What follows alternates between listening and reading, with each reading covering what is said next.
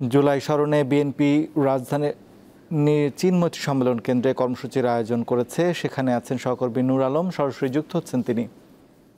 নূর, বিএনপির কর্মসূচিতে কারা উপস্থিত রয়েছেন?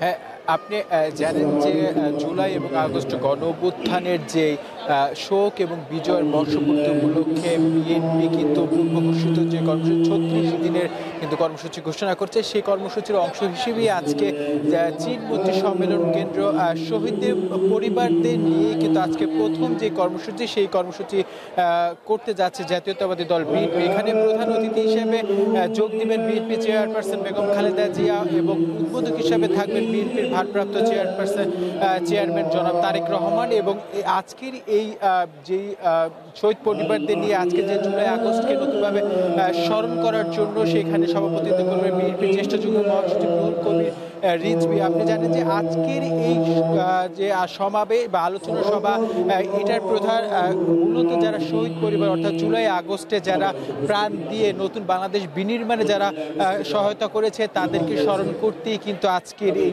আয়োজন ইতিমধ্যে দেখেছি যে বিএনপি সহ যে সম্ভাবনা রাজনৈতিক দলগুলো রয়েছে সেই দলগুলোর প্রধানরা এরই মধ্যে কিন্তু অংশগ্রহণ করেছে। আমরা বেশ কয়েকজন রাজনৈতিক নেতা বিভিন্ন যারা সম্ভাবনা বিএনপি রাজনৈতিক দল রয়েছে তাদেরকেও আমরা কিন্তু দেখেছি।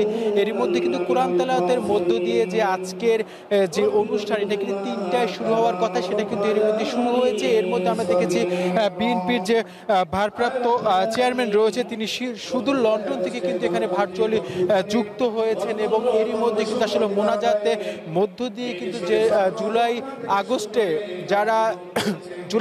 যারা শহীদ হয়েছে তাদেরকে আত্মার মাগফিরাতের জন্য কিন্তু আসলে মোনাজাতের মধ্যে দোয়ার মধ্য দিয়ে কিন্তু আজকের এই অনুষ্ঠান শুরু হয়েছে। এবং আরেকটা বিষয় যদি একটা জুলাই গণ অভ্যুত্থানের যে জুলাই গণ অভ্যুত্থান 2024 এবং জাতীয় ঐক্য এবং গণতান্ত্রিক যে অভিযাত্রা সেই অভিযাত্রাকে কেন্দ্র করে পুরো মাস ব্যাপী অর্থাৎ আপনার যে 36 দিন ব্যাপী কিন্তু বিএনপি সহ যে তাদের যে অঙ্গ সংগঠনগুলো রয়েছে সেই অঙ্গ সংগঠনগুলো কিন্তু বিভিন্ন কর্মসূচি পালন করছে এবং তারই এই ধারাবাহিক অংশ হিসেবেই কিন্তু আজকে আমরা দেখেছি এর মধ্যে